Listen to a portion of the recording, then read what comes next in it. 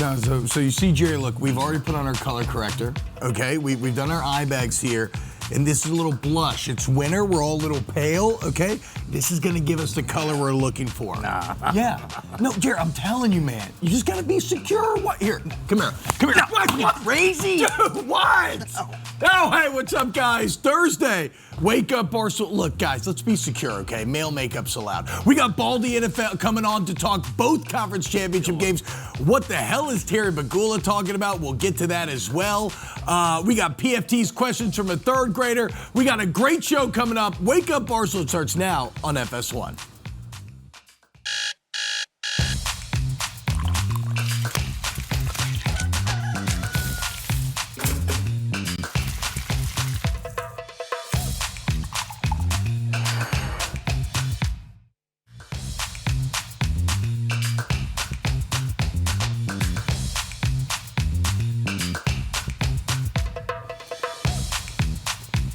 What's happening, guys? Welcome in Thursday. Wake Up Barstool. That means it's myself. We got PFT, Mark, Titus, Jersey Jerry, Big T back there.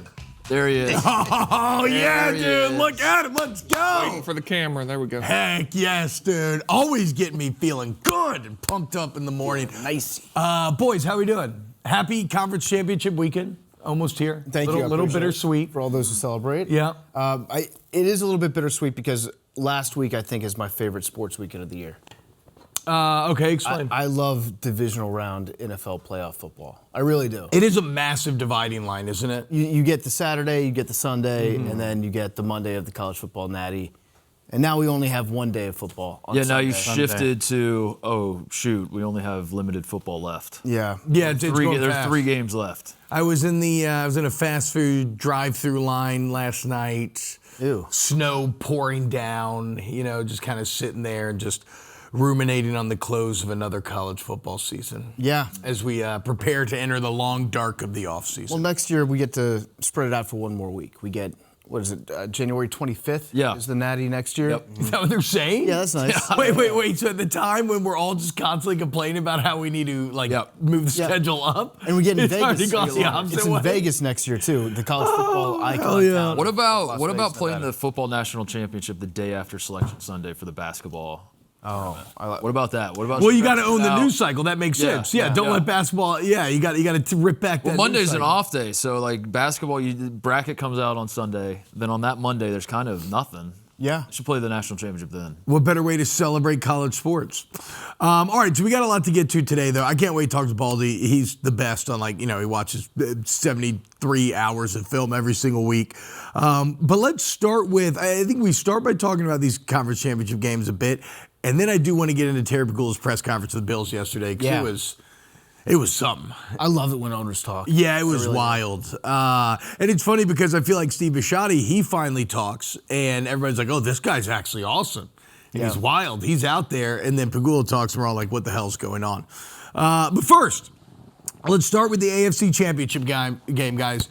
Patriots, Broncos, major storyline here, obviously, is Bo Nix breaking his leg at the end of that last game, meaning Jared Stidham going to be making his first start in a couple of years. It's in Mile High. PFT, as our resident NFL expert. Thank you.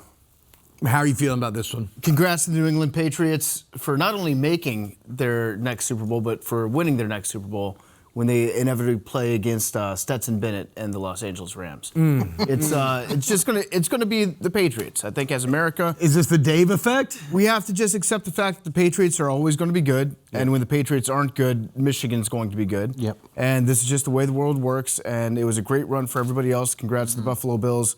You had a nice little run there where you were kind of the kings of the division, and now the Patriots are back, and there's nothing we can do about it. So just sit back, accept your fate. And I don't like this. Yeah, I don't like this from PFT. You're a guy that always has an angle. You always have a plan. You always have a way to, make this seem like even if the Patriots win the Super Bowl, you have a way to attack and undermine their Super Bowl win. And you've already given up. They've beaten me into submission, Mark. I have no choice but to wave the white flag. This is what happens. The Patriots are always going to be good. And this is New England sad. sports this is really sad. The PFT, I know, even if the Patriots won the Super Bowl, you're like, is this the worst Super Bowl team we've ever seen? Of course, I'm going to say that. You would find angles like that. Titus, if you're giving up before the AFC Championship even kicks off. If you think I haven't already planned the stats of how the Patriots are the worst Super Bowl team of all time, yeah, I absolutely have gone down that road and thought about it. We got Jared Stidham this weekend. I have to try to delude myself into thinking that this guy can do it. He was the first top-ranked. He was a top-ranked overall dual-threat quarterback prospect when he got out of high school that year. He's a blue chipper. He's a blue chipper. He was above Kyler Murray. So the guy has some athleticism. He's played okay when he's like, you know what he is? He's right now like the preseason All-American. Yeah, he's the best preseason quarterback in the NFL right now. They paid him what, like $10 million? Oh, wow, look at that. The media cycle, the media cycle is really hyping him up right now in terms of being like the most desirable backup. Sean Payton saying he thinks he's one of the top 32 guys in the league. Yeah, he might be one of the top 32. Let's watch some film here. Look at this. Look at this. I mean, you know what I think? That's pretty good. I think Payton's going to go out there and say, have fun. Like, just be Jarrett Stidham. The problem is, do we want him to be Jarrett Stidham? There was I was on a text thread. I'm not going to give any names out of school, but I was on a text thread last night, and it was a clip of Stidham saying, I just need to go out there and be myself and not try to be somebody else. And this person said, we're in big trouble because we don't want him to be Jarrett Stidham. We want him to be John Elway. We need him to be somebody else. And I said, imagine back in the year 2001, you said, we don't want Tom Brady to be Tom Brady. We want him to be Drew Bledsoe. Right. Right? I think you just gotta say, Jarrett, you go out there and you set the world on fire. You let that arm rip. You take all your anger out for not becoming that starter in New England back when it seemed like it was your job when they brought in Cam Newton. You take all your anger out on that franchise now. And what a story it would be if one of Bill Belichick's hand-picked draft guys gets to be the new regime. That's right. And Drake May. But I mean, and honestly, all the Stidham talk makes a lot of sense. But like this game, and I love Sean Payton getting backup quarterbacks ready to play. I lived through the Teddy Bridgewater 5-0 stretch. He has a great record of getting the most out of backups for whatever that's worth. But this is on the Broncos defense. That's been the identity of the team all year long. The incredible sack numbers. It's what we celebrated for. It's why we had them ranked so high in the power rankings all year long. And I know they've fallen off lately. But like, if they're going to win this game, it's almost in some ways less on Stidham and more on the defense showing up. Like, it's not a high bar for Stidham to play better than C.J. Stroud did. True. And it is a high bar for the Broncos defense to do what the Texans did. But if anybody could, the Broncos defense should potentially be able to. I mean, look at that. This is where they're supposed to shine. Their pass rush is unbelievable. Yeah. And I mean, the Chargers got to Drake May. The Texans got to Drake May. So, Jared, what do you think about it? I think you're right. I think this comes down to the Broncos defense. I didn't know that stat. That's pretty crazy. They don't really force turnovers. No, yeah. Well, so that's what I was going to say about the defense. There are weird. There's some there's weird analytics that you can point to say the defense fell off kind of late, even though they still rank high in your kind of traditional metrics here. If I was to guess, I thought they'd be like 10. If I was like what is the Broncos defense? How many? Well, when you're pressuring the quarterback that much, that generally you would think leads to more turnovers. There's a turnover. There's one. Forced a lot of turnovers agaed the Bills. Yeah, they did. Yeah, Drake May, he's had how many fumbles in his 2 playoff games this year? He's fumbled the ball a lot. Like, he's had some issues with that. The 3rd and 6 is incredible. Yeah, so have you heard that stat? No. Oh, so we uncovered this little nugget last week. I've been breaking down Drake May film a lot. I think Drake May is a great quarterback. He's at the top of the charts. If you look at every statistical category this year, unbelievable season for Drake May. The future of the NFL. He has one weakness, and it's a pretty glaring one. 3rd and 6? 3rd and exactly 6. Okay. Drake May is the worst quarterback, maybe in the history of the NFL, on 3rd and exactly 6. On a relatively friendly down, like a desirable down in a lot of ways. What would you call it? 3rd and what? Manageable. 3rd and manageable. On the edge of manageable. Yeah. I say manageable for 5 and under normally. Since Drake May has gotten into the NFL, so for the last 2 seasons, he is not 32nd in the league. I believe he's 36th in the NFL on 3rd and 6 completion percentage. 27%. I think he's got 16 opportunities on 3rd and 6 now. And I think the league average is right around 50%. He's down there at 27%. Just the bottom of the barrel type stuff from Drake May on 3rd, exactly 6. I brought this up last week, and we were all focused on Saturday. That game was on Saturday, right? I believe 3rd and 6. Yeah. We were focused on will the Patriots get to 3rd and 6. They got to it one time in that game, sack, fumble, turnover. Oh my God. No way. Wow. It's a real I'm gonna be problem. so dialed on 3rd and 6 this weekend. 3rd and now. 5, he's great. 3rd and 7, he's even better. So 3rd and 6 is a problem. So if the Patriots are facing 3rd and 6, they should just false start. They need to 11. adjust the yardage. Yeah. It's a good point. What they should do is put Tommy DeVito in the game. Because Tommy DeVito, lifetime 5 for 5 on 3rd and 6. He's the best in the history of the NFL. How about that? Yeah. Now, I want to ask y'all something that I was thinking about this morning, which is about it's about Drake May, and kind of it ties into what you were talking about earlier, PFT, with the Patriots. They're always going to be good. They're this or that, and the parallels between him and Tom Brady are stunning, right?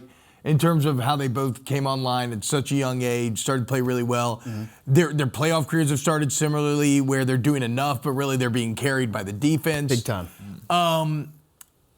Is it though? Are we just kind of taking for granted though how absurd it is that we're basically just calling Drake May Tom Brady, and that's the standard that we're holding him to? Like, I don't know that I can think of another parallel where we're just immediately saying that he's just going to do the exact same things that Tom Brady did. Yeah, it's definitely absurd. Like Tom Brady, when you see him in the pregame and he's got the graphic underneath his name and it says 7-time Super Bowl champion, like that's insane. Yeah. It's insane. I love when they do that, and then Kevin Burkhardt just says NFL on Fox. Yeah. It says 7-time NFL champion, Yeah. Tom Brady, and then Kevin, it's just NFL on Fox. Yeah, it's absurd. He's different than Tom Brady. He's a different type of player. I think he's a little bit more mobile than Tom was. Yeah, no, without a doubt. I just think it's an unbelievable burden of expectation to be placed on a very young player that he's really good, but there's a lot of road to go. There's a lot of things that could happen, and maybe starts a mile high. How about this?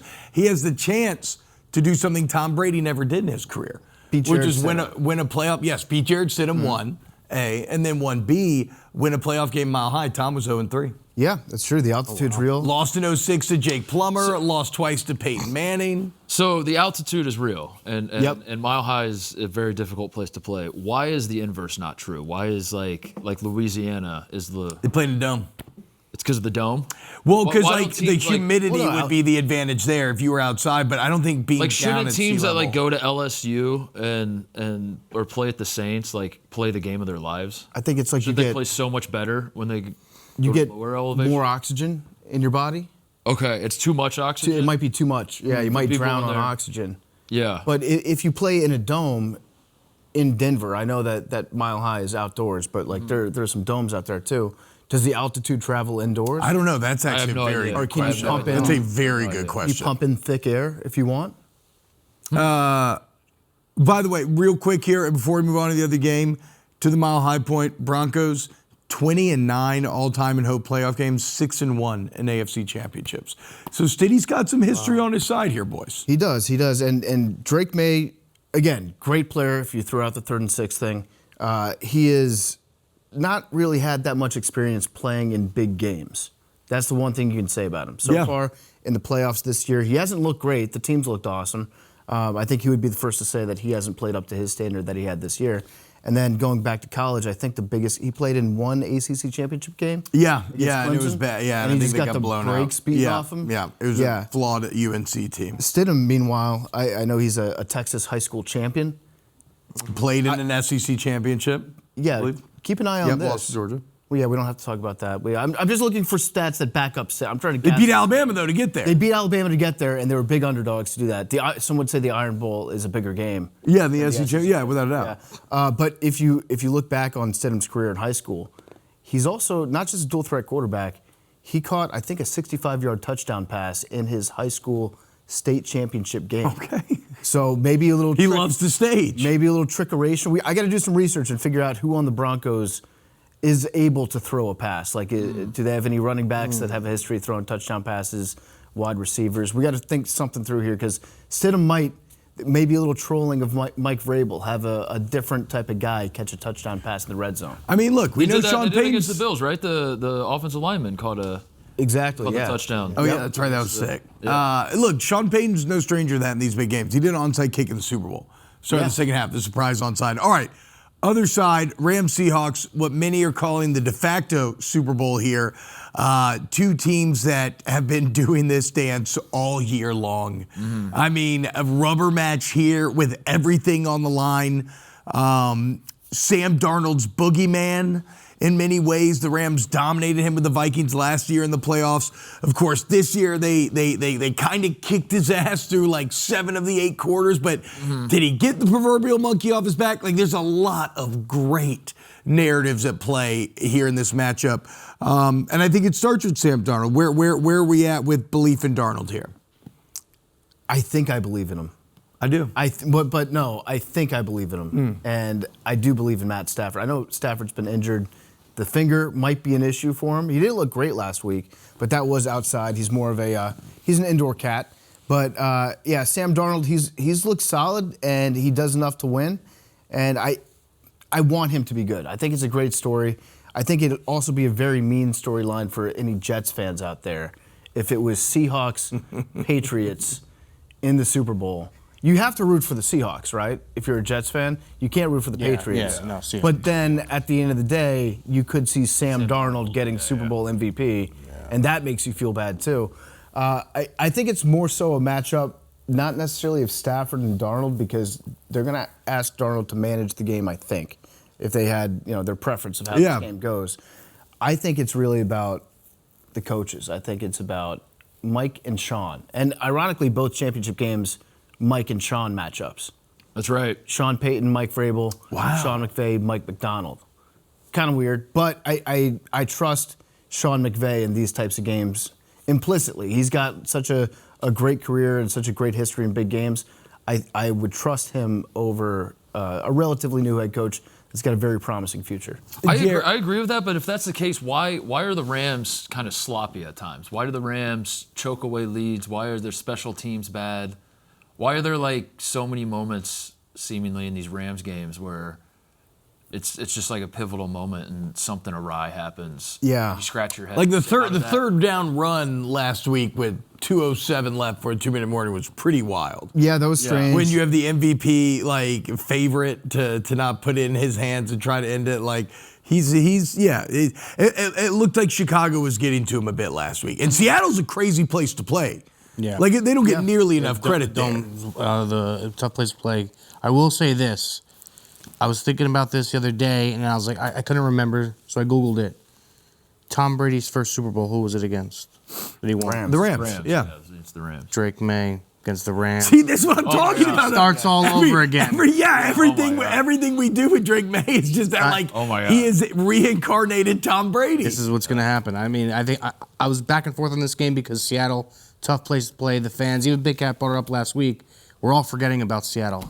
Bro, Seattle is going to win this game. I feel so confident on it. They're at home. The defense is incredible. I don't know. Darnold's going to be better. The only thing that gives me pause is the injuries. Yeah. Right. So Charbonnet's out. Darnold's oblique is kind of hurt. And apparently Seattle is down, at least in Wednesday's practice, to their 4th left tackle. Oof. UDFA guy. The top 3 guys all were That's also like, it's so Seattle. They went through that with Tom Cable for, it felt like 10 years back in the 2010s, the 20-teens when, Tom Cable would just like hire a pizza guy off the street, be like, you want to play guard? I can teach you guard. and they would just cobble it together. It would work somehow. Yeah, with Kenneth Walker and Charbonnet, it feels like, I don't know, that's one running back backfield that I never really got the sense there was a true number one. Yeah. It was just like, it was so confusing. You didn't know who was going to get more carries that week, who was going to have the hotter hand. So, like, Walker's a very good running back. We'll just see what it's like when he gets more carries, because he's going to go from having, like 11, 12 carries a game to now he's responsible for maybe 20, 22 carries. And is he going to get tired or not? Seattle has been the best team in the NFL all year long. They're at home. They're going to continue to be the best team. They're going to win this game. We'll talk to Baldy about it later. Coming up, we got more Wake Up Barstool. What's happening, guys? Okay, look, we went long there breaking down the conference championship game. So right now, we're going to move things around. We're going to go to Big Tease. Big Tease. Big T got us another winner cooked up this week, baby. Big T. Here's the deal, though. This doesn't count against my official record. So this is NFL. Does it Obviously, matter? college football's over. Yes. You should want Yes, to. because we finished positive in the regular season. This is just for fun. Wait, we did finish positive? Did we? In the regular season. Yeah, threw that in there. Which is good. So, Yeah. NFL, the NFL Big Tease for conference championship weekend, starting out in the NFC, Rams plus 7.5. Kenneth Walker, we were just talking about, he's going to have a much higher workload, 70 rushing yards for Kenneth, and then 6 receptions from Puka Nacua. He might have 13. In the AFC Championship game, under 52.5. Both those defenses have been playing really well. Yeah, Travion Henderson, 25 rushing yards, and Hunter Henry, 25 receiving yards. I like this. Yeah, I like this And that a is lot. plus 423. The only thing that maybe feels at odds, if Kenneth Walker has over 70, no, because it'll be a close game. Rams Seahawks is going to be a close game. I assume so. Yeah, and it'll definitely be a close game. Hell yeah, T. Let's play this. All right. Plus 423. Remember, we started out incredibly hot in college football this Yeah, year. right. and Yeah. So we're just starting NFL. Good point. Oh, that's a good point. So this could be a nice reset. Actually, you know what? It does count. This does count. Wow. It does count. So you're It gonna say- officially counts. You're going to say we're up for the regular season / NFL playoffs starting championship weekend. We're up for the start of each. If this hits, When this hits. we'll be up for the start of Manifest. When this hits. Each. Sure. Yeah. When this hits. Win. WIN. This is very Patriots-like of you to be like, yeah, the season doesn't. We don't even start the season until. Put it back up again. Jared, Don't I want to ever know. Say that about me ever again. I want to know what leg you'd be most worried about. Not a here. Patriot. Not a okay. Patriot. Worried about it? Although I'm wearing the U.S. Congress team issue today, so kind of a patriot. Wait, they sent him? Yeah. Oh man. Yeah, he's got the quarters. Can't buy this. Sorry. Probably Is that stolen Kenneth- valor? Like you're not in Congress right They sent it to me. I don't know. now. Congress. Wait, did they send me one? Yeah, it's U.S. House of Representatives, right? It was when we talked to Akeem Jeffries, right? Yeah. Yeah, we did. Did they send the double X? I think there is a 2X in there, yeah. Yeah. Okay, great. Jer, which leg are you most concerned about there? Kenneth Walker. I think everything else is pretty easy, to be honest with you. Really? I do. Kenneth Walker, 70 plus. And you just never know what's going to happen. They're going to pound the rock, Jerry. This is the playoffs. I know. 70s. Who even is their other running back? Is it Vila? No, Charbonne's out, but no, Cam Akers is on the roster. Okay. Oh, wow. And there's, I read the name this one. It's a name I didn't recognize, so it doesn't really matter. It wasn't Vilas. Is it was Vilas Jones? Yes, yes. CFL, Yeah. Vilas, yeah. Yeah. Jerry. We gonna hit another bet this year? No. Okay. But talking about being up, though. Yeah. You had the best bet of the year, I had the best bet of but the you year. can't ask for 2 of those. Yeah, I'm only going to get, I realized about 3-4 weeks ago, I'm only going to get one. I knew it was, so like I'm happy to put in the parlays and I've been going smaller because I know they're losers. So Yeah. I'm okay with it and it's fine. You know, it is what it is. I hit the big one and what are you going to do? I'm doing another game of the calendar year this weekend. Okay. And it's going to be Patriots money line again. I've done it 2 weeks in a row. I keep doubling my bets. Why not? If the Patriots are going to win, I'm going to at least make some money off. Okay, yeah. So you're it's- willing to pay, and if they don't, your happiness will offset. But if the the Patriots monetary win, loss. don't you lose a lot of money to Hank? If the Patriots win, I owe Hank $50,000. Okay. Okay. Well, yeah, that sucks. You better. Well, then this way you're cutting into that, like right? Yeah, it's an All right. emotional and financial Coming up next, we got undefeated Miami of Ohio head coach Travis Steele coming on the program, talking a little hoop. Don't go anywhere. Wake Up Barstool at FS1.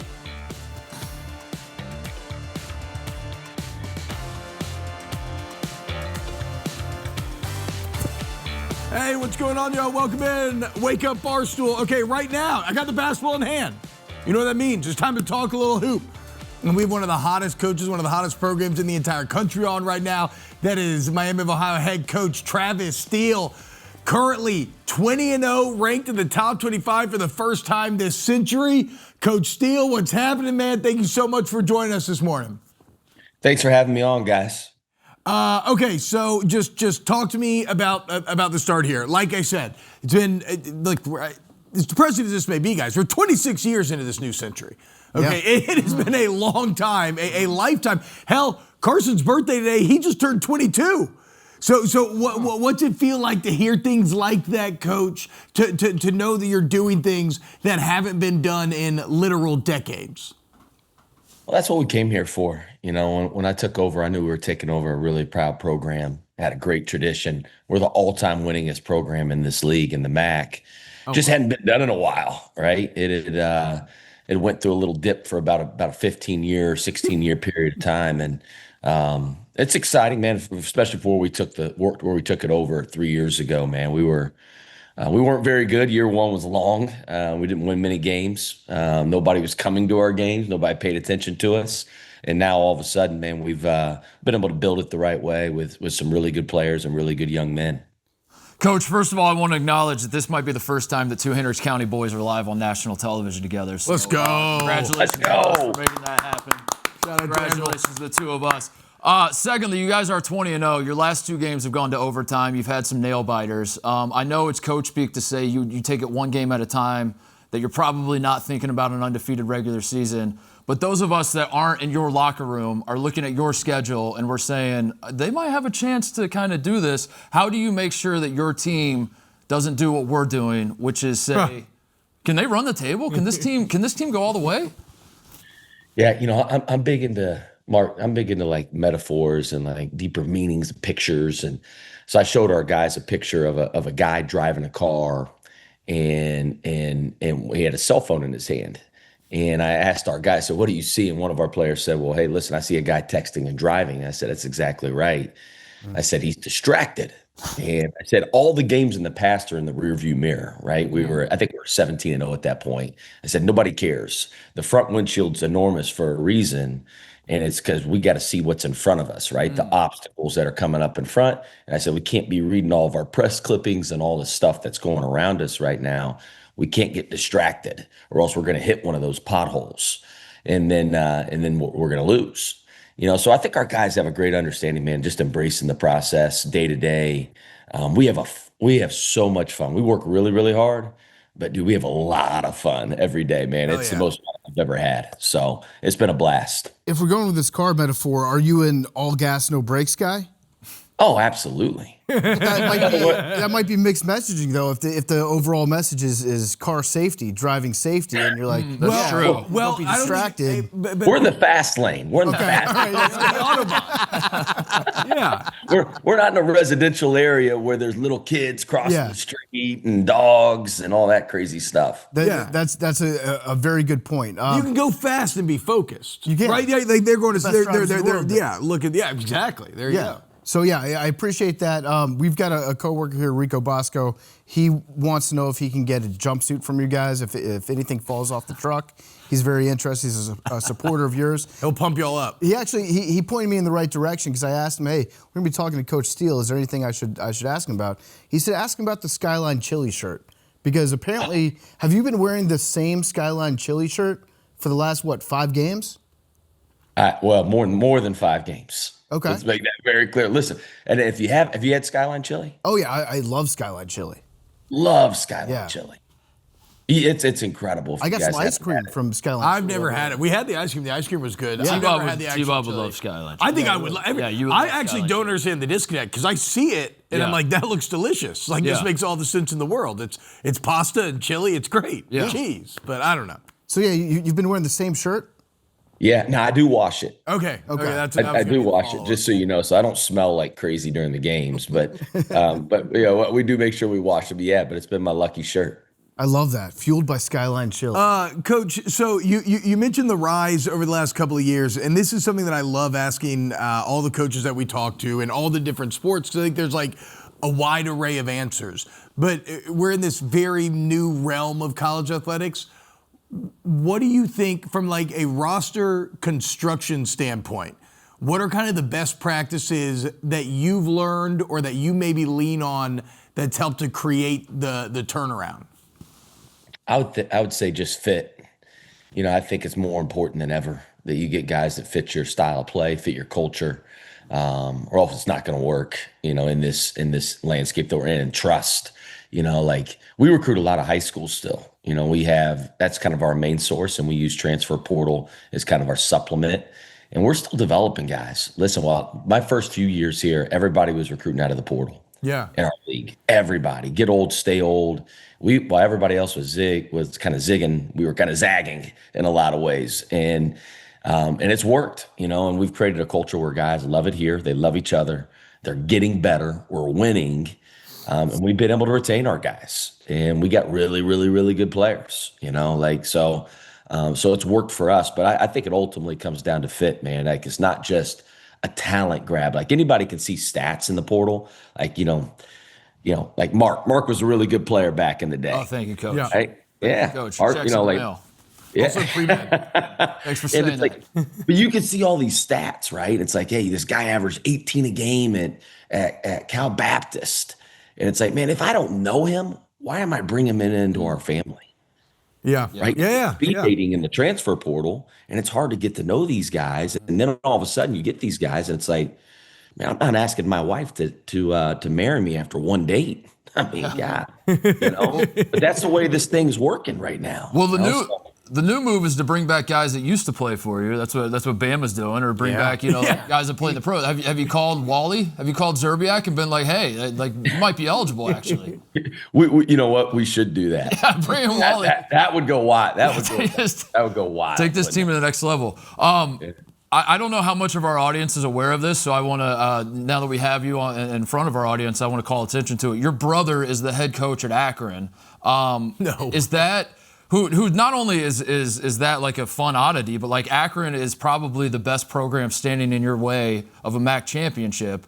Is that fun for you guys, or is this like annoying that even in your 40s, as you've reached, the Division I head coaching level, you look over to the other bench and you're like, him again? It's my brother all over again? Yeah, it's really hard on our mom. Yeah. It's really, really, really difficult on her. But even when you win, man, it's like, and I'm sure he would say the same thing. It's like, listen, we lost to them in the MAC tournament championship game last year. We led for 39 minutes and 56 seconds. And they beat us at the very end. Now I got to hear about it all year at our family reunions and everything, right? But you do feel a little bit like when the game's on, right? Like it's like we're both competing, we're both competitors. But afterwards, it's kind of like whether you win or lose, you kind of feel, a little half empty. It's like, man, because you want to see him do really well. He probably wants to see me do really well. And there's nothing thicker than blood. I love him, but it is weird that we're in the same league. Yeah. Who's? I apologize for my ignorance, but who's big brother and who's little brother? So they saved the best for last. Right? I'm the younger. I have a little bit more hair too, guys. Hell yeah, dude. A little. I say little. I don't say a lot.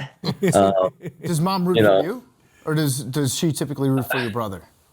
That's a great question. I would like to say that I'm her favorite. She's got to root for little bro, right? Like Got to, the youngest. Yeah. Baby, yeah. I mean, you have to, right?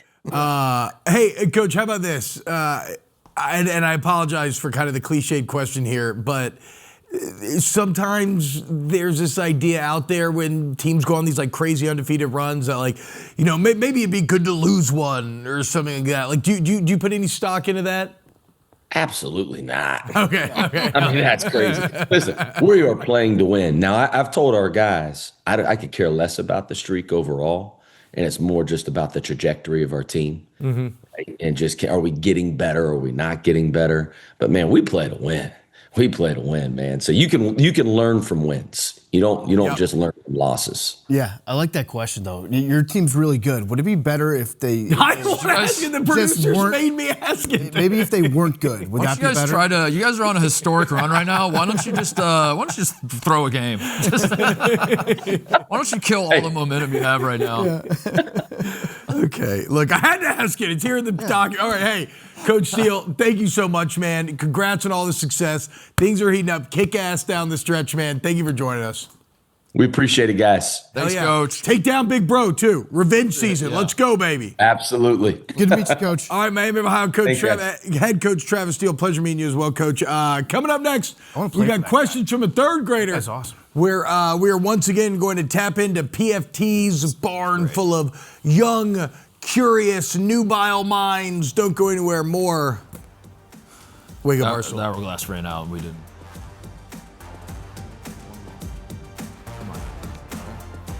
Okay, guys. Yeah. Okay. I don't know how to address this. Yeah, you should address this. I used an adjective. Can you just do a shot on T-Bob? Get PFT out of the shot. I do not. There we go. There we go. I'm not involved. I used an adjective that I was not aware what it actually meant. I thought it was just a word that meant generally youthful. It has a sexual connotation and in no way was appropriate to tease questions from a third grader with said adjective.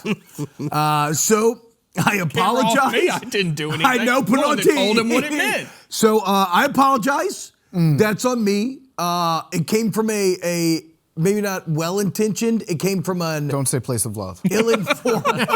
No, it came from an ill-informed place. Yeah. A place of ignorance. I think an ignorantly intentioned place. I think we got to pivot now. I think we just got to do like questions from a nursing home.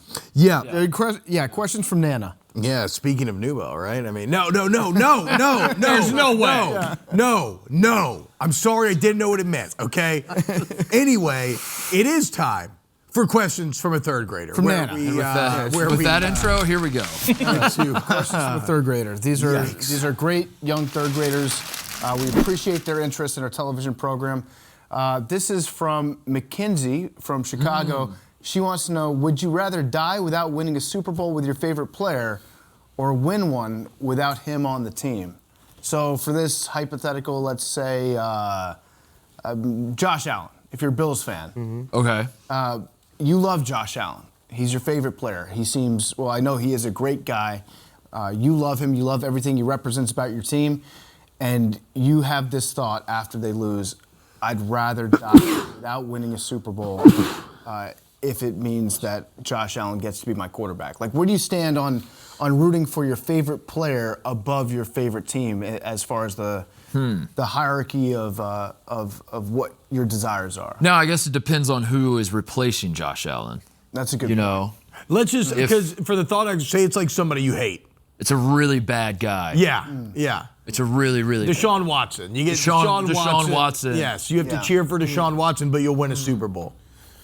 A Faustian deal, if I've ever heard one. So Mackenzie got kind of killed for this. Mackenzie did. She got killed for this. Mackenzie's also like the nicest person on planet Earth, and but it was a very funny moment online where people were just making fun of Bill. I disagree with what she said, but I will defend to the death her right to say it. No, I understand why she would say it. I understand when you're emotionally charged like that, you want to defend your quarterback. Yeah. I understand. Like that's far from the most egregious thing said and after an emotional loss. I felt it's a bit of copium where you're just saying like, no, like you're not gonna diminish my love for this man and what he's brought to this city and this franchise, and I still love him for. But there is something to be said about like the maybe she's saying it in a different way. It's about the journey, not the destination. And this journey I've gone on with Josh Allen. We might not end up at the destination, I hope, but like what a journey. When I'm on my deathbed and I'm looking back on this journey I went on, I'm gonna smile, even if we didn't win a Super Bowl. She should have just used Deshaun Watson in the tweet. Yeah, that'd been great. Yeah, I think people would all agree with it. Yeah, people would all agree. Like, good point, Mackenzie. That's a true fan. Yeah, right. Not willing to sell your soul. Yeah. Now that said, everybody's choosing Super Bowl. Yeah.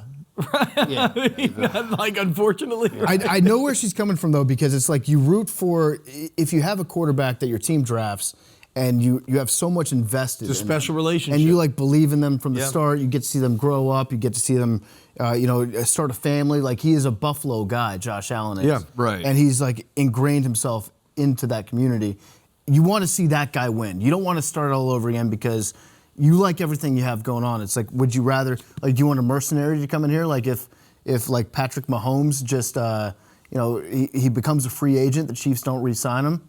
You pick him up, you pay him $1 billion. Would you feel good about that Super Bowl? Yeah, I mean, I think they still would. But I think they would also cheer for Josh Allen if he were on another team. What is the... So I know online she was getting crushed for this, but what did the Bills fans say about this? Yeah, did Bills fans back her up? Yeah, did Bills fans back her? I don't think they did. Cody definitely didn't. Cody did back. Cody folds a hates slight wind. Yeah. He's got hollow bird bone. Yeah. I'm always worried he's going to crack. All right, next question here. All right, let's see what we got. Keon from Buffalo. Keon from Buffalo wrote in, my boss had a meeting on Tuesday, and he spent the entire time swearing that he wasn't the one who decided to hire me. Is that good for my job security? Wait, hold on. I think we actually have audio of the meeting. Okay, yeah, let's take a look. Yeah, let's see it. Yeah, can I interrupt? I'll address the Keon situation. The coaching staff pushed to draft Keon. I'm not saying Brandon wouldn't have drafted him, but he wasn't his next choice. That was Brandon being a team player and taking advice of his coaching staff, who felt strongly about the player. And, he's taken, for some reason, heat over it and not saying a word about it. But I'm here to tell you the true story. There's so much wild about Pagula's press conference yesterday. Yeah. Like him just speaking over Brandon Beane like I do when my child's like too shy to talk to an adult and I start answering for them and like answering all, and then also Pagula could not answer because he was asked this like 6 different ways. Like, how do you when you lose, how do you assign responsibility between what was coaching and what was roster construction?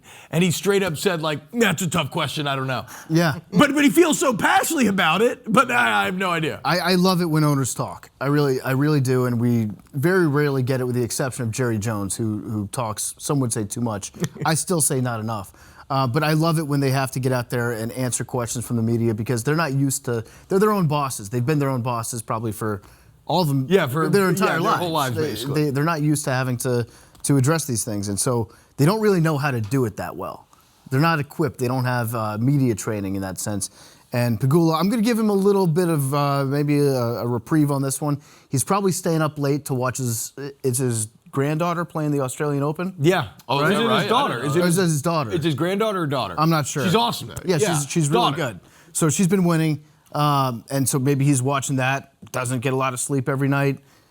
That said, if I'm Keon Coleman, I don't know if I even go into work. Like, No, I don't know if I still have a job anymore. Like, imagine if Dave said that about one of you guys. Yeah. Like, I'd be looking for work. Like, I didn't hire Jersey Jerry. That was big. That'd be like, tough. That'd be tough, right? Yeah, it'd be tough. I'd be looking for work. I feel like I flirted with that being said. He hadn't said it yet, though. I don't know. I don't know with Pagula. Like, how does the locker room feel about him now? Because they know. The guys in the building know. And that's when we talk about, like, a team that's got bad culture, good culture from the top down.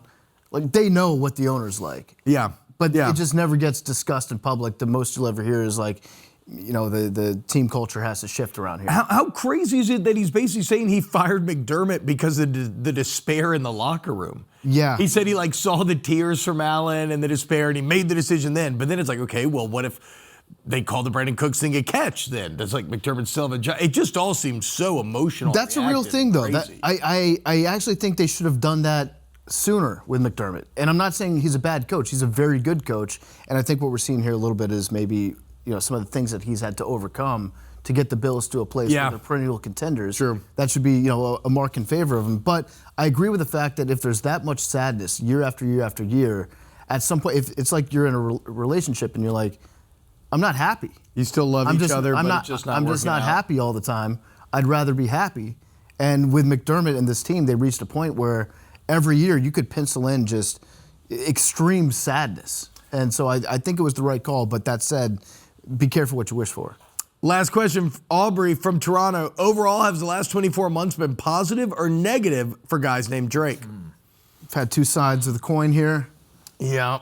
Drake May, Drake the rapper, Tough year for Drake the Rapper. Yeah, speaking of nuance. What happened with Drake the Rapper? Well, just like the last 2 years have been tough for him. I'm not in the rap scene. Not like us? He can't eat at his favorite Chinese place in Toronto. Why? New King. Because you're gonna have Kendrick in there with a fish sauce and a blammy. You're not familiar with what happened with Drake? No. Did you watch the Super Bowl last year? Yeah. Kendrick Lamar? Yeah, they have beef together. Yeah. What's the deal with He it? lost. He lost the beef. He lost the beef. Oh, okay. So this is all the beef. Okay. Yeah, some T-Bob allegations for Drake. Wait, what? Oh. I was on you, Jerry. I don't Yeah. Okay. All right. I got you. No. Not a fair way to frame Once he that. said T-Bob, I was like, I got it now. It all clicked. Yeah. Okay, I vehemently deny that characterization of events. Yeah, I mean, LeBron stopped hanging out with him. It's been a tough year for that Drake. Yeah, tough for 2 sure. years. Look Great at our year boys for hard Drake, at man. work. Drake London had an okay day, though. Or That's a okay good point. year, So right? I'd say Drake's are up this year. Yeah, all right. Hour 2 next.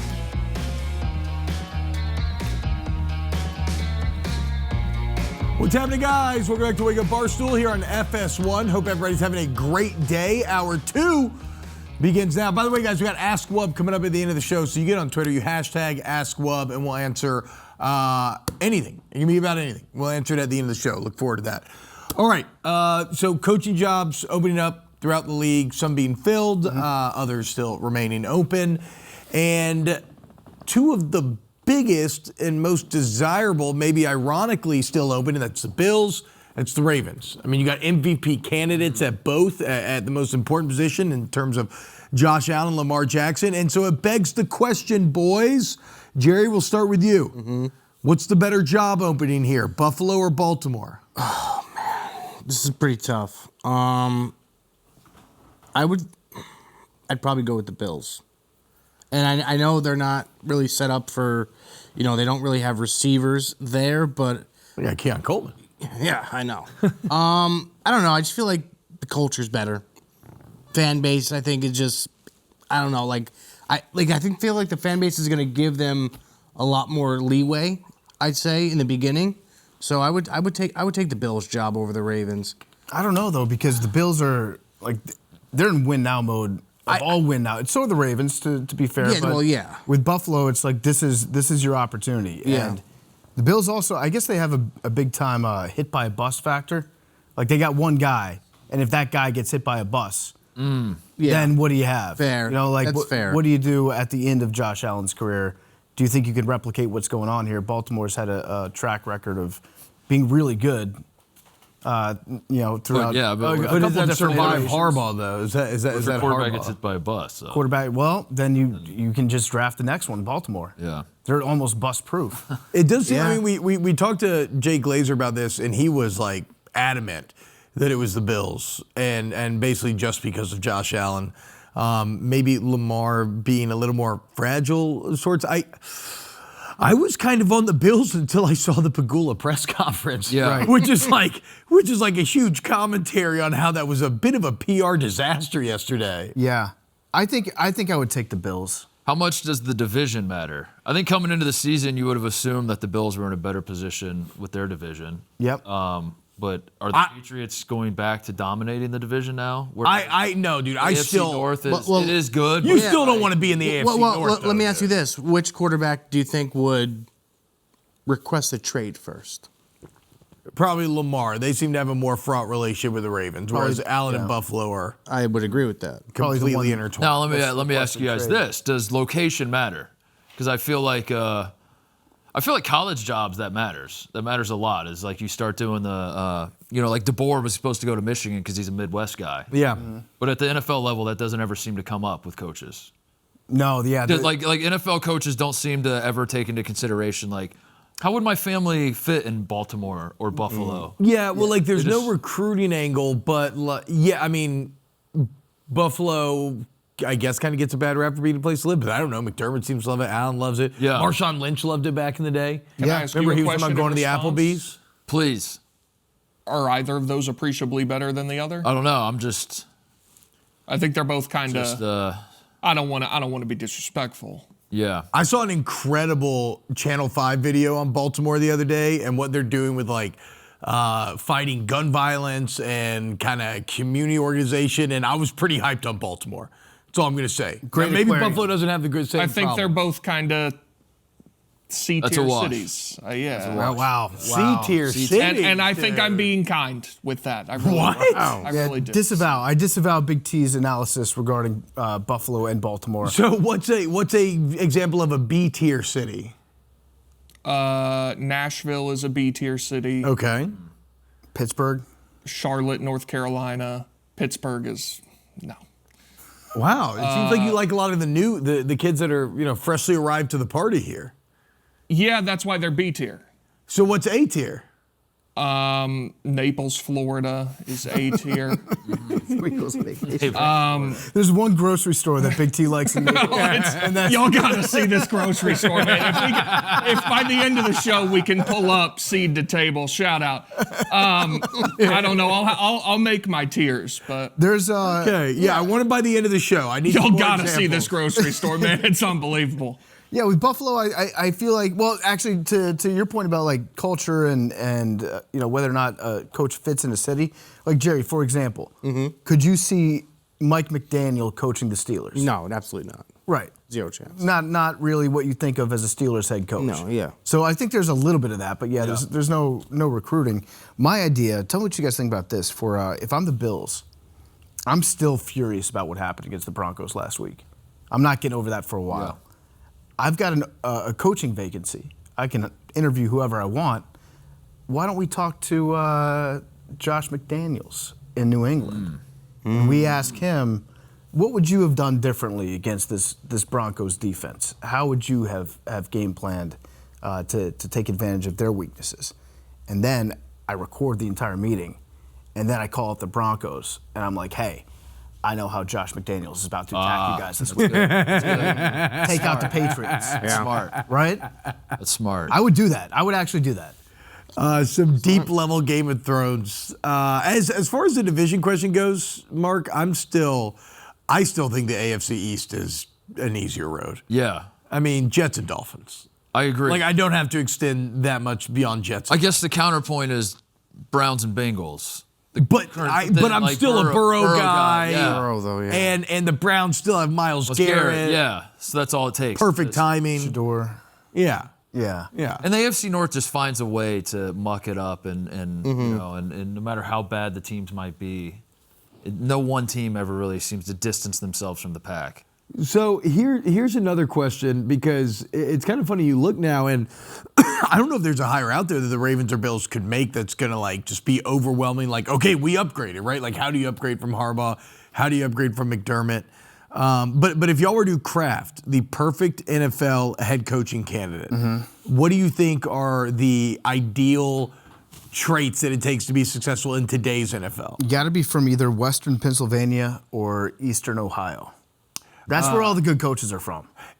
Was it on the Thursday show that we established last week, too, that you should probably be Irish? Irish, yeah. Irish. The Irish are having a moment. Yeah. Northeast Ohio or Pittsburgh area. Even though McDermott going down, obviously takes away a little bit.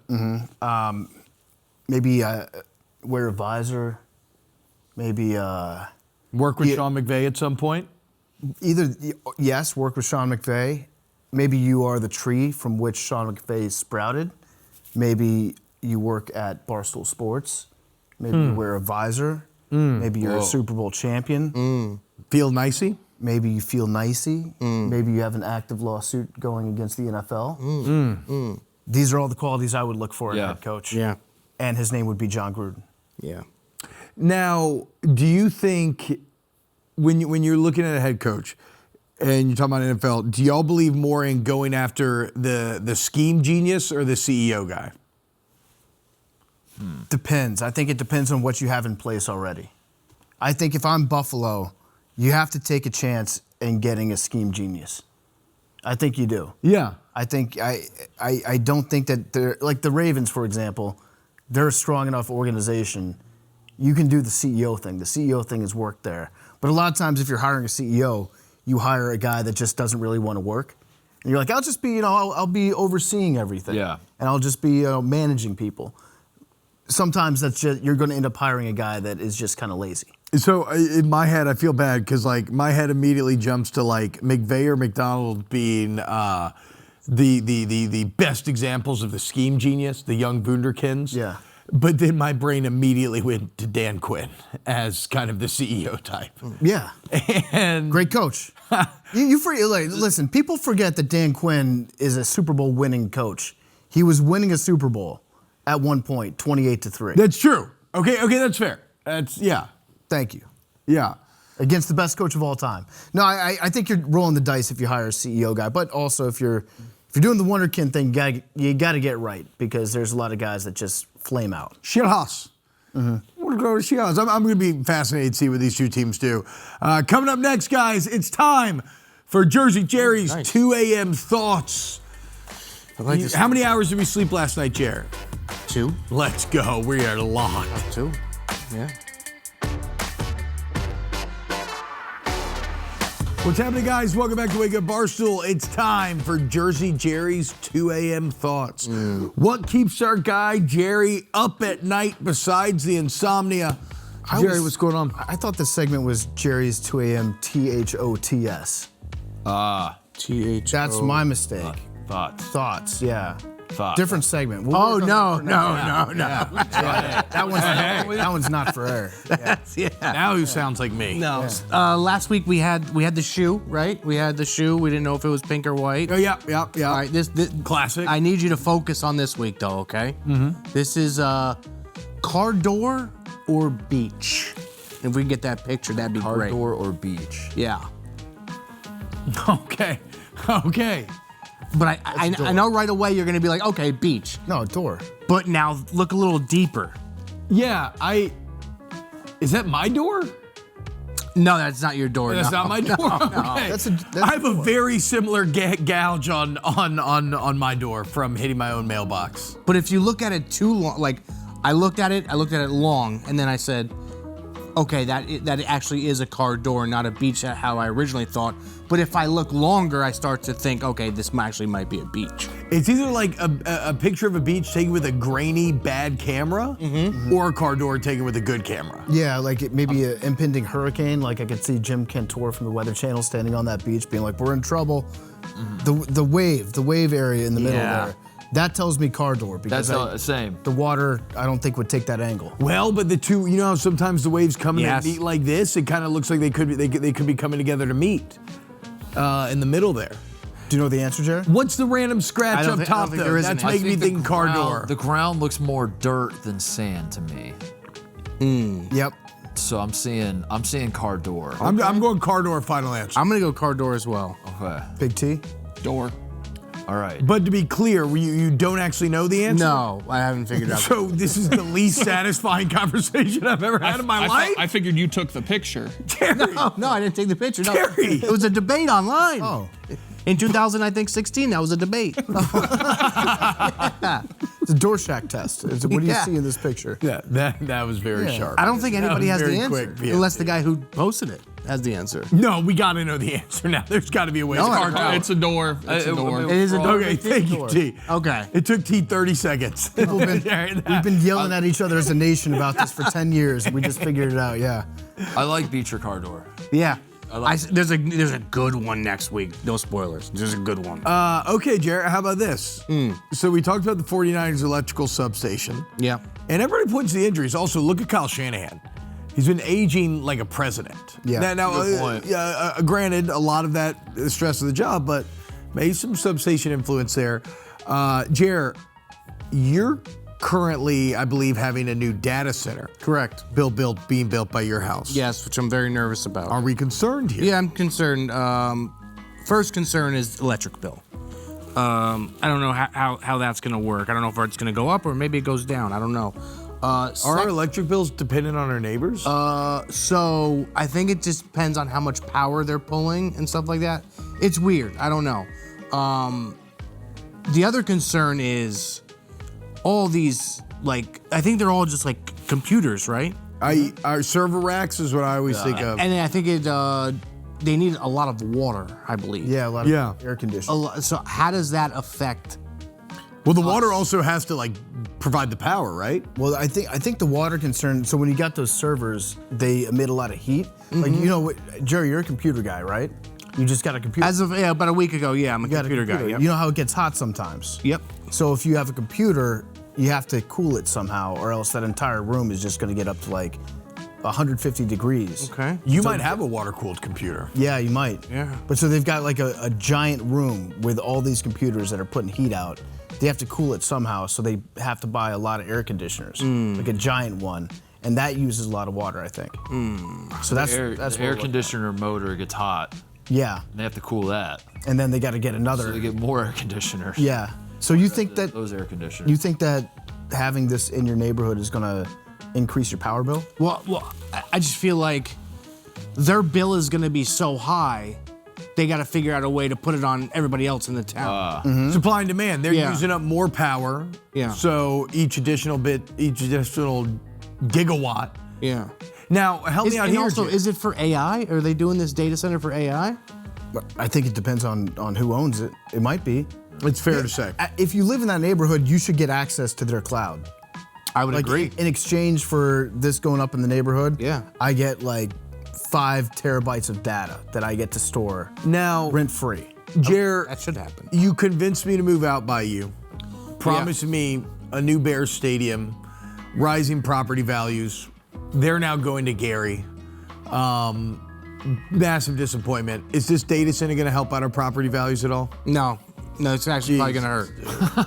Probably going to hurt. My God. It always. Jer, what Listen, the hell? Dude? I've been. This was an investment. I stretched myself for this. I've been on this for 3 years now.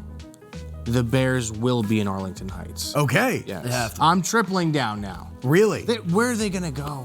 Gary. They're not going to Gary. What was the latest Indiana's- one besides Gary? The new one that was in the docket this week. Oh, Indiana's the football state. Everybody wants to. Now, true. yeah. Indiana. it's true. They're hot right now. They are hot. Has anyone looked into the employees of the substation by the Niners facility? Like, are they injured? I've not. There are looked into people that work there. Yeah. No, I assume they're exposed to the Yeah. exact same stuff. Are they tearing their Achilles when they play in their men's league games? What about the reporters? What about the beat writers that go there the every beat day? writers that are there. Why is it just the players? Are other people? All right. Speculation arose that effects from the substation have contributed to the team's injury woes. Yeah, I mean, this goes back to just the placebo effect. It's like if the players believe it, then it's an issue. Yeah. You got to dispel it in their brains. Manifestation, like we were talking about earlier. How many reporters and different media types from around the country are going to be at the substation Super Bowl week? Oh yeah. I feel like it's going to be. Oh, I have can't wait to report on it. They're gonna have the quirky offbeat story. Yeah. I would love if they would show up and they're interviewing an employee and he's got like a clear, just like third arm growing, but he's acting like, no, man, I've never. I mean, like the other one's got a cyclops eye. They're like, no, man, I mean, I don't know. I've lived here my whole life. I kind of want to interview the substation. No problem. I want to talk to the substation. Maybe bring. Well, you could use the data center. use data center. Computer to computer, We're not- AI to AI. The data centers they're these giant windowless. They look like prisons for computers, and maybe that's like the AI figures that are coming out of this, the AI egos and souls that are being born out of this new technology. They're kept in these prisons that we have to drive by every day. Does anyone ever think about the inmates in there? Like, that's inhumane. I mean, also, Jerry, like our consciousness could very much end up in one of these data centers one day. No, I agree. I'm nervous. Would you like freeze your head? Would you do something like that? Or store your consciousness on the cloud? No, I'd be too scared. Yeah. I'd be too scared. If you do that, are you still yourself, though? That is the age-old philosophical question. Maybe we already are on the cloud. You're like, whenever you wake up, you're gonna think that you're still Yeah. yourself, but are you actually still yourself, or am I still dead? I'll say this. O's the mentalist. I believe before the season started, he had the Broncos and the Seahawks in the Super Bowl. There's no way. And I think I it guess was there's like, actually every way. what was the score of that? I was talking to Che about this yesterday. I think he predicted like 28-24, something in that neighborhood. If he gets that right, if O's the mentalist preseason prediction down to the score is correct, we can all admit none of this is real, right? Like this is simulation. Oh yeah. Yeah, simulation Indiana, theory confirmed. National champions. Right. O's the mentalist got it. At that would more so than aliens Wait, coming he down picked to Earth. Indiana? No. Along with that happening in general. Gotcha. Won the National. But if he gets that right, I think we can all agree, like, it's a bigger deal than if aliens showed up on planet Earth. And Yeah, like, for sure. Oh, this universe isn't what we were told. If that happens, I think society collapses. Yeah. So maybe we should be rooting for the Patriots. I think you're right. Yeah. That's horrifying. Yeah, The implications I like of that. are not good. Now, if society were to collapse, Big T, do you think seed to table would be the best place to ride it out? I think it'd be a strong option. Yeah. Do we have the footage? I've been told that we have seed to table footage. Let's go. All right, everyone. For those unfamiliar, this is a grocery store in Naples, Florida. It's the best grocery store you'll ever go to in your life. Now, it's themed, and I'm not seeing if they're showing the theme, but if you go, I mean, they hit you in the face with it pretty hard. It's hard to ignore.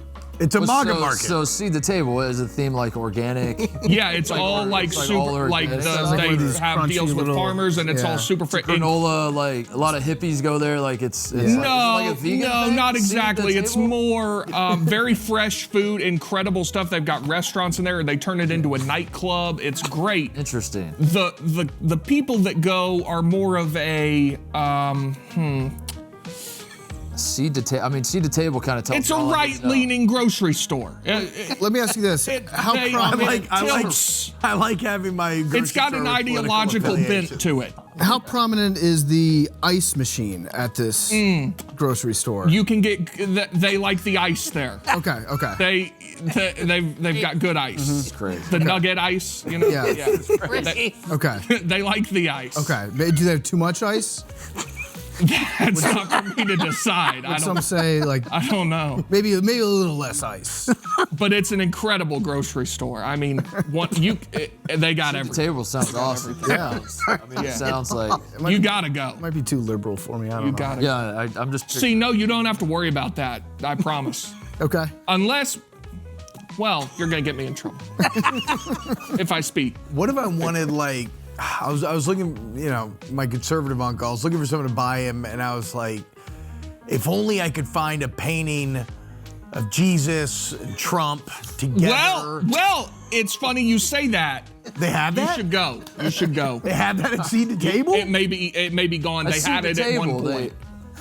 They had it at one point. I don't know. Groceries though, so I could get. They do. Along with the painting of Jesus and Trump, I could. That's get, correct. Like eggs, say. You So it's could. like And like fresh eggs, you're saying. Yes, 1,000%, dude. And they have an ice cream parlor in there. No kidding. Yeah. Back to How the about ice. that? Hard soup too. None of that soft serve. How about that? All right, coming up next, Brian Baldinger.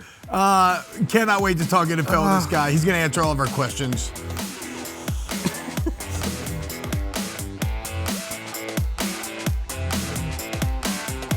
All right, so coming up here on Wake Up Barstool, guys, we got Brian Baldinger coming on. He's, again, like, NFL genius. We've talked about his workflow. I don't think we've done it on the Thursday show. He's the man. But he watches, like, legitimately, like, 50 hours of film a week. Like, he watches every snap of every NFL game. Coming for Liam Blutman's throne. How much ball he watches. I'm gonna say he got Blutman beat. Wow. Blutman's too much. Blutman's out here being a college football insider now. Right. And I brought that up to him, and I was concerned about it, and I think we're starting to see why I was concerned. Is that Liam Blutman he says he's the ball watcher, but now all of a sudden he's in these court documents as being a scoops guy. He's a ball reporter now. Literally took his eye off the ball. Yeah. What happened? He did. As Blutman's attorney, I talked to him yesterday. I think he's comfortable with me saying that. I advise him to just say the complete truth, the whole truth, and nothing but the truth. I'm representing him. Yes, I am technically an employee of his employer. There might be a conflict of interest, but Blutman should just go ahead and be completely honest about every single thing that he said, and also make sure to say in no way, shape, or form does this reflect Barstool Sports. Well, then let's go to the number one ball watcher here. We got Brian Baldinger, good friend of the show, has come on multiple times with us. Baldy, what's happening, babe? How we doing today? I'm good. I'm just enjoying my my morning coffee here. Just got out of a film session, getting ready for tonight's American Bowl on NFL Network. A bunch of, got 100 kids from around the country that are looking to get to the NFL. I will say this. When you sit and listen to, whether it's Brian Billick or Corey Chamblin or Mike Smith, you listen to some of these guys coach, you realize just how important coaching is. And some of the things that we saw last week and some of the things that we're going to see this weekend is a result of good coaching and result of some bad coaching. And so it comes down to that. Everybody's looking for a good coach right now and a good staff. And I felt like this morning, I was sitting there like a kid just taking notes. It was good stuff. Okay, so then when you look at last week's film, what do you think is a prime example of good coaching and what's a prime example of bad coaching? Well, we saw, we didn't see a lot of penalties, but obviously Buffalo committed 2 defensive pass interference penalties. And look, I understand, like, there's all kinds of, what exactly is pass interference and how do you break it down and all this kind of stuff. But there's some basic things when you got a cushion with the receiver and what you can do to close that cushion, play the ball where your eye should be. Tre'Davious White, gave up a pass interference call. I'm not here to criticize Tre'Davious. He's been in the league a long time. But I thought he panicked. And too many times we're seeing these games decided by these defensive pass interference calls. And some of it is a result of just panicking. And your eyes are not in the right spot. And then you get, you end up either getting your hands on guys, which you don't need to do, and playing the ball the way you should be playing it. And so there's eyes, hands, shoulders. There's a certain basic fundamentals when the ball's in the air, what you should be looking at and where you should be looking at. And I just thought like there was, some poor decisions by defensive backs in that game. Mm-hmm. And what about the other example, like good coaching? What did you see last week? Well, I mean, if you look at the route that Stephon Diggs ran for that touchdown, that 7-yard touchdown, and the location of the ball, like anybody can throw that route. But the way that the ball was thrown away from the defender, where Stephon really had to adjust to the ball in the air, it was a difficult catch. It was a difficult throw. But you've got it. You don't have time to think. Drake's got to make a decision and throw it. Otherwise, you're not going to complete that pass. There's just too many bodies. It's a congested area. But the throw was what you got to do. You got to speed yourself up. It's got to be. It's going to be fast, and then the receiver's got to make a great decision on it. Even that throw right there to Pop Douglas, that's a 4th down throw. That's a 4th down throw. We saw a lot of 4th down attempts this past weekend. Some weren't so good. Yeah. Some were resulted by Pop Douglas' touchdown. That's the Stephon Diggs catch right there. That was a great catch. That is a great throw. You got to get it. You got to thread it, and then the receiver's got to make a great catch. Baldy, I'm excited to watch what happens this weekend with the Broncos and the Patriots because I feel like Sean Payton, if you're gonna pick a coach to get a guy coming in making his first start of the year in an AFC Championship type situation, Sean Payton has got to be right there at the top of the list. I think McVay would probably be another guy that you had mentioned, but Sean Payton, he's got a lot of experience. He's seen more football than anybody else. What do you expect for Sean Payton to do with this young quarterback, inexperienced, hasn't thrown a pass in, I think, regular season pass the last 2 seasons? Yeah, so what can we expect out of this weekend? Well, here's the thing. The question is the question. I mean, honestly, that's the main question this weekend in that game. But what I hear is everybody saying, well, you got to run the ball. Don't put the ball in harm's way. Take care of the football. That's all good. And that will get you somewhere, but it's not going to win the game. At some point, the quarterback in a championship game, because you're going up against the 4th-ranked defense in football, they just gave C.J. Stroud fits. The first interception, quarter coverage, played it perfectly, took the ball away by Carlton Davis. But you're going to have to make throws. You can't hide your quarterback in this game. Like I go back and I know Nick Foles has kind of chimed in on this thing. Nick Foles was awful the last 2 games of the season when he took over for Carson Wentz. He was awful against the Raiders on Christmas. He was awful the next week against the Cowboys. They took him out of the game at halftime. But he got better and better, and by the time he got to the divisional championship round against Minnesota, he was really good, and he helped blow the Vikings out. And then Super Bowl was the MVP. So my point is, Sean will carefully manage them as long as the game is close and tight. But at some point, whether it's a 4th down throw, whether it's a 3rd down and 10 to maintain possession, the quarterback has still got to make the reads, got to make the throw. And so you can run the ball. You can get Luke Wattenberg back at center. You get J.K. Dobbins back at running back. All those things might help. And Sean Payton calling the plays might help. But at some point, I believe Stidham is either going to help get him to a Super Bowl or he might cost him going to the Super Bowl. Following up on that with Stiddy, what is it that you've seen? I know you've watched probably his preseason tape from this year. He's gotten some starts in the past.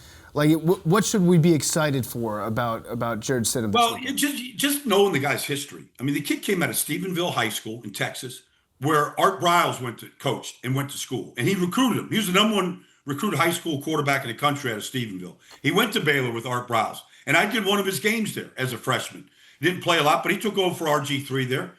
And, and then things happened at Baylor. He transferred. Like, you go back to that San Francisco game that people want to reference, that Sean Payton has referenced, 2022, with Josh McDaniels, when Derek Carr got hurt.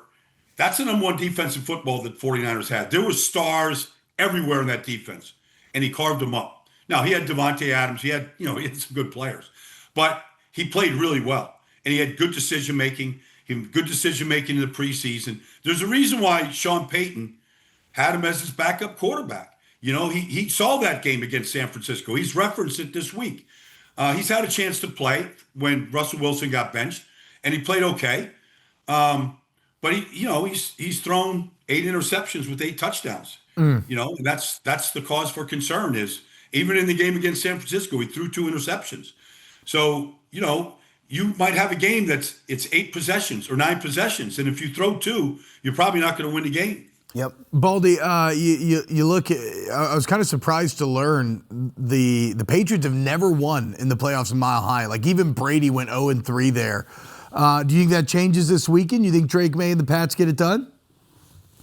I never won at Mile High. I played there 7 times, never won a game there. Damn. I'm still trying to catch my breath. There is something to that. Now, it can be mental, all that kind of stuff. But it's a difficult place to play. It's a difficult atmosphere. It's it's Championship Sunday in Denver. But didn't Joe Flacco go there and win? Yeah. Didn't Joe Flacco go there and yeah, he did. Yeah. Sure did. When Joe won the Super Bowl, he went there and won. He made the play of the day. Yeah, that's the game when Trendon Holiday had a kick return and punt return for a touchdown, and they still lost. You got to know your history here. We're talking Championship Sunday. You got to know it. So I'm like, look, Brady didn't go there. I mean, this is a different team. It's different. The whole thing's different. They can ride a long ways, with their defense. Like, they're really good. What Marcus Jones is doing, Carlton Davis, Christian Gonzalez, it's good as any. Craig Woodson, it's as good as anybody. You get to this level, there's no weak defenses left. Yeah. Well, we got the first-ranked defense, the third-ranked defense, the 4th, and the 10th. Mm-hmm. There's no bad defenses when you get to Championship Sunday. So you're going to have to beat good teams. And if you just think, the way, I don't know, Dan Campbell did, 2 years ago, like, you're just going to go for it on 4th downs and, we'll just play 4-down football. Well, it can really cost you. You got to really think about some of those decisions that we've almost taken for granted now. Maybe you need to take points when you get points in the first half. Yeah. And it shouldn't just be about maintaining possession. So there's going to be different decisions made in this game than maybe what we have seen leading up to this game. Now, flipping to the other side of the equation, Baldy, again, as someone who watches more film and more in depth than almost anybody out there, this is a rubber match with Seattle and the Rams. What are some of the themes or the traits that you've seen in the first 2 games that'll kind of carry over in how you're scoring this one? Well, it's interesting. Mike McDonald, when he left Baltimore, they were the number 1 ranked defensive football. One of the reasons why Steve Bisciotti blew out John Harbaugh. They were number 1 defensive football that year. They led the league in sacks and in turnovers. They couldn't beat Kansas City. They're the number 1 defense again this year. And so what they do, and Rod Woodson really explained this to me in depth a couple of years ago, what Mike does. Everybody matches up in these zone coverages. But Seattle does it in a way where they really read these route combinations, and it makes the quarterback, and they don't really declare what they're doing until the ball snapped. Matt Stafford knows all of this, right? Sean McVay knows all of this. They're not going to be surprised by anything. But it does make your quarterback hold the ball. And it does make you kind of go through some progressions. So really, I think it's up to Sean McVay and Stafford here. And obviously the receivers are elite, okay? But it is up in this chess match, it is up to Matt and Sean to know what they're looking at and how to defeat this. Because I don't think you could just give the ball to Kyron Williams, going to run you for 2 touchdowns against this front. This isn't Chicago. This isn't what they saw last week. This is an elite defensive front with with immovable objects up front. It's going to be a lot tougher to go get those creases they got last week. So, you're going to have to throw the ball to move the ball. That's not a surprise. But the way that you have to do it is really, it's going to be a great game for a guy like me to go back and study. And if the Rams win, how they defeated this defense, that's very, very difficult to defeat. Can you get a little nerdy on that? Because I think what you touched on was, at least to me, really interesting, what Seattle does defensively. And I think Harris from Chicago did this a little bit on the back end too. It's like it's not a traditional zone, but you make your decisions based on what routes you think the receivers are about to run. Can you break that down? Like, how does the defensive back do that? It's not even what routes you think you're going to run. It's what they do run and how they match it up. So what they do is they play off ball, okay? Now, they might come up and disguise some man coverage, but then bail. But they're largely a zone team. So they sit on – so at some point, whatever zone you're in, at some depth becomes man coverage, where you got to plaster that guy. Yeah. It could be a go route in a cover 3, and all of a sudden that corner out there, Quan Woolen out there, it could be, pick a corner. It could be Devin Witherspoon. They're going to match you up and run with you. But they're also going to pass it off. And it could be the safety coming over the top, and you're going to jump the underneath route. They're going to try to high-low him on the outside. And they're going to put the corner in some kind of a position where he's got to declare. Is he going to take the underneath route or going to jump the deep route? And if he does, you take it to the – so there's some indicators there. But they just sit on top of these routes where you might have a curl with Devontae Adams coming back to the ball. But they're sitting on top of it. And it makes Stafford think, if I throw it, and – that's Julian Love right there, and he reads this release. This is going to be a battle to the ball. Like, I better make this thing perfect if I do throw the comeback against this safety sitting on top of it. Mm-hmm. And so they just sit on top of these routes, and it makes you hold it to see where it's going to get loose, where it's going to get soft, where the opening is going to be. And if you throw with anticipation, you might be thrown into a hornet's nest. Well, and from my understanding, it's a very layman's understanding compared to yours, Baldy, but I know the Rams have relied a lot, more so than anybody else, on like 13 personnel, whereas in Seattle, they run a lot of nickel and dime, I think exclusively nickel and dime in that final regular season matchup against San Fran, which you would think, okay, well, 13, you should be able to run the ball. How does Seattle play those more defensive back-heavy packages, and yet they're still able to stop the run as consistently as they do? Well, Seattle's also a 13 personnel offense. Yeah. So they see it every day in practice. Now, what the 13, we're going getting carried away with 1 back, 3 tight ends. Sean McVay, even when he didn't have 4 good tight ends, and they were the only team that dressed 4 every week, because you got to count, Terrence Ferguson, the rookie, in there with Devin Allen and Higbee. So there's all these guys, and Parkinson, obviously. And, Parkinson comes from Seattle, so he kind of knows a little bit what they were trying to do, which kind of, you might be able to get something out of that. But, what it does in a run game is it makes the defense defend another gap. So everybody, no matter what defense you're in, you could be in an under, you could be in an over, you could be in a reduce, whatever. But every defense is a gap defense. And so when you have 3 tight ends at the line of scrimmage, the way both teams will have at times, it makes you defend another gap in the run game. So now somebody's coming down to defend that gap. Could be a corner, could be a safety. You might put an extra linebacker on there and take you out of, a dime defense. So that's in the run game. But in the pass game, you're going to get extra protection. If you have a bootleg to that side and you're leaking the tight end out late, or you're dragging the tight end to the other side, you do have some combinations in that formation that you don't have if you're just in 3 wide receivers. Now, what about this? Would you say that McDonald versus McVay, is this the best schemer on schemer matchup in terms of offensive and defensive that you could find in the entire NFL? Yeah, I think so. I think it's where it's come to.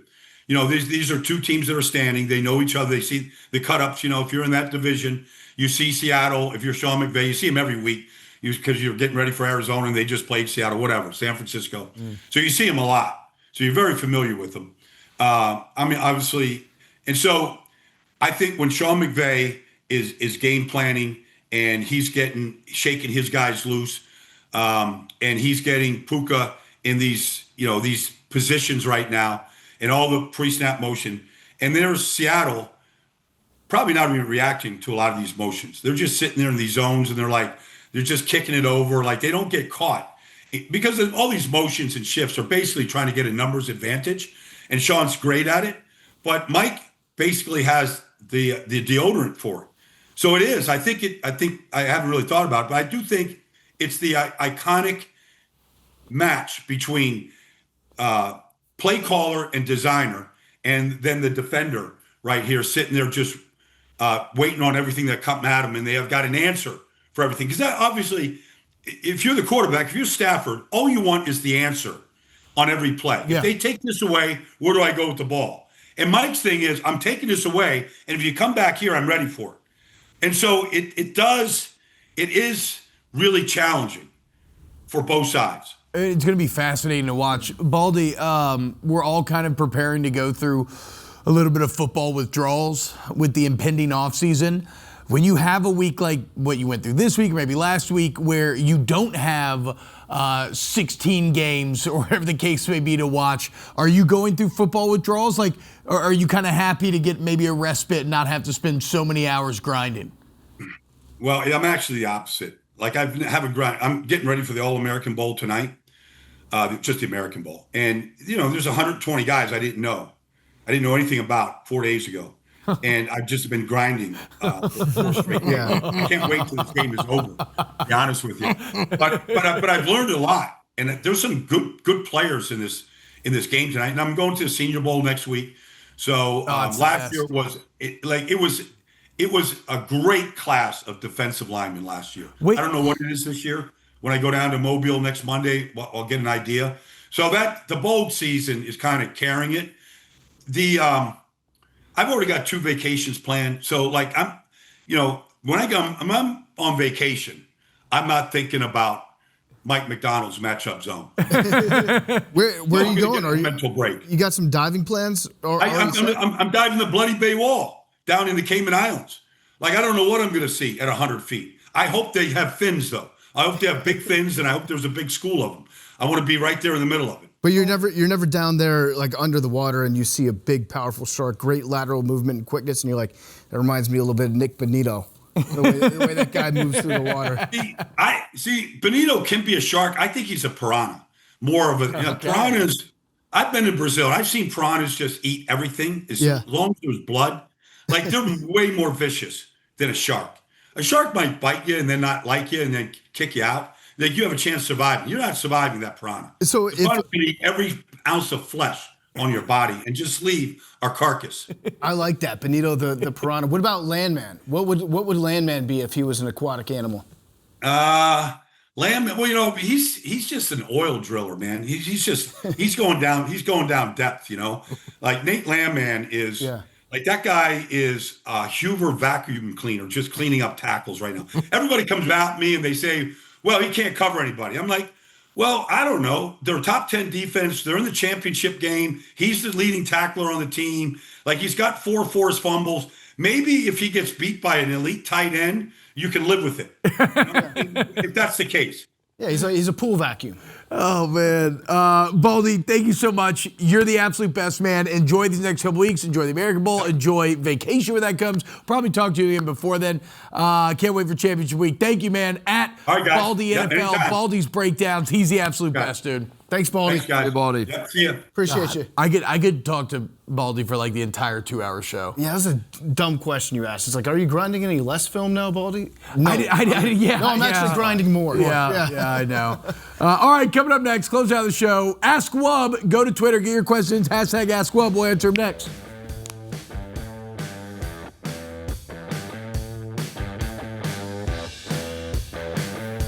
All right, guys, welcome back to Wake Up Barstool. Preparing to wrap up episode 99 here. Wow. Episode 100 tomorrow. Look forward to that. Okay. Special plan? Wait and find out. Should have a cake, yeah. Wait and find out. Okay, until we get to Ask Wub. Last night, our own Barstool Sports basketball team, the Yuggernauts, had 1 game left to try to avoid an ignominious end, winless, and, well, what happened, Marky Mark? What happened was, I mean, Big Cat was great. Big Cat stepped in as coach, had a strategy which was to hold the ball, do not shoot any threes whatsoever, and just slow the game down, limit possessions. It was working. The Yuggernauts, I'll say I'm part of the team. We were up, 8 at halftime? We're up 8 late in the game. Everything's going great. That was great ball movement. The conditioning became a problem. Look at Connor Griffin. The passion is obvious. The passion's unreal. Ebo with a massive block late. There's 6 seconds left. Up by 2. Look at this. Ebo coming from the help side. It's all ball. Let's go, dude. Love that. So y'all won the game. Y'all are winning at this point. And then with 6 seconds left, I think the internal clocks moved a little faster than the actual clock. I think there were a handful of times our guys thought the game was over. It was not over. They foul at the buzzer. Oh, no. The guy hits one. I think we're up 1 at this point. The guy goes 1 for 2, forces overtime, and the Yuggernauts lose in OT. It was tough. It was very, very tough. We wanted it so bad. They played their hearts out. It was tough. I don't know how else to describe it. It was. I mean, I don't want to point fingers at a lot of people are pointing fingers. A lot of people are saying White Boy Rick had a big block. The ball was live. He was celebrating the block instead of playing. A lot of people are also pointing the finger at White Boy Rick on the final possession when he's just standing there watching as the ball's bouncing around. Yeah. Couch boys are taking it on the chin for some missed free throws. Should. But we're not doing that. We're not doing that Mikey today. Betts have played? Mikey Betts, they're saying Mikey Betts was smiling. He's smiling. He was happy. He was very happy. He was happy. Mikey Betts was demoted from coach. Thank God I'm not, Said he was going to be a player, and he's like, I'm going to contribute as a player, and then did not get in the game, and he was actually happy that we lost. He told me he would be the mascot. He said, who'd you rather be, Tyrus Thomas or Benny the Bull? Benny the Bull, easy. It's it's tough. I have to admit, I didn't watch the game last night. I was going to DVR it, catch up on it this morning. Through these highlights, it does seem like you were playing a more coherent brand of basketball. It definitely better than what this is the best the Yuggernauts played, no question about it. I have not read the box score yet. How many shots did Nicky Smokes take? Well, that's the thing. It's very few. He did take 2 late in the game when we're trying to just sit on the ball and milk clock. And then Smokes is like, I'll just shoot twice. He missed both of them. He's a shoot-your-shot guy. Yeah. But again, we're Deutsch not play or no? Deutsch's knee was messed up, so he got in there a little bit, but he couldn't really move. Hashtag Ask Wub. If Vibes were a real stat, who's the McConaughey. Oh, yep. Two great choices. Yeah. I'd watch that buddy cop movie in a heartbeat. Oh my God, that would be fantastic. McConaughey and Winston, yeah. Those are my answers. Anybody else before we move? All right, here we go. Ask Wub. Shout out David, DilfGang91. Which group would you choose to lead your army to battle? Nick Saban, FDR, and Genghis Khan, or Bill Belichick, Dwight D. Eisenhower, and Sun Tzu? This is the easiest question of all time. It's the first group. Without a doubt. Question. You have 2 of the world's greatest tacticians as well. PFT, you and I tried to read The Art of War. It's a trash, Sun Tzu, borderline. But Sun Tzu's coaching tree is unreal. Oh, no question, a But fraud. his coaching tree is unreal. Like, you know how many coaches read that book and then are like, You know what Genghis Khan was doing?